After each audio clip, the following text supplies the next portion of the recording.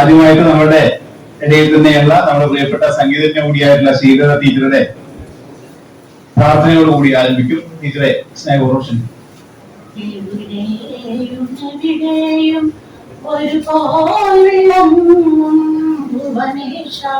ഞങ്ങൾക്ക് വഴികാട്ടിയ ഒരു ജാതി ഒരു മതം ഒരു തറവാടായി പുലരുവാൻ ഞങ്ങൾ കല്യേണമേ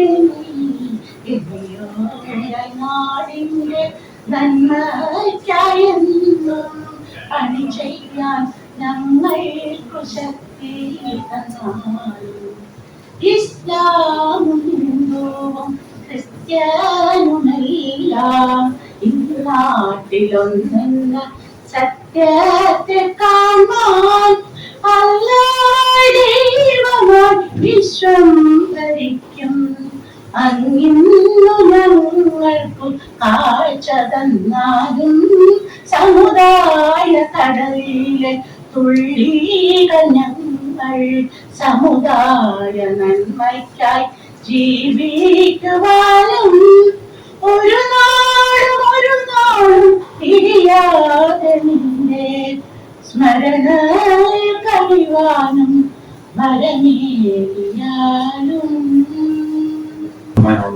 യോഗത്തിന്റെ അധ്യക്ഷൻ സാറാണ്.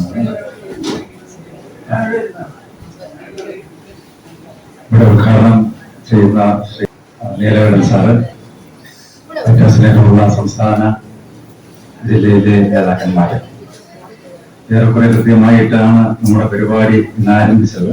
അതായത് പ്രതികൂലമായ സാഹചര്യത്തിലും വളരെ ദൂരം നിന്ന് പോലും ഇവിടെ എത്തിച്ചേർന്ന എല്ലാവരെയും സ്വാഗതം ചെയ്യുക എന്നുള്ളതാണ് എന്റെ കർത്തവ്യം.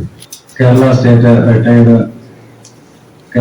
ടീച്ചേഴ്സ് കോൺഗ്രസിന്റെ സംസ്ഥാന സമ്മേളനത്തോടനുബന്ധിച്ചാണ് ഇത്തരത്തിലൊരു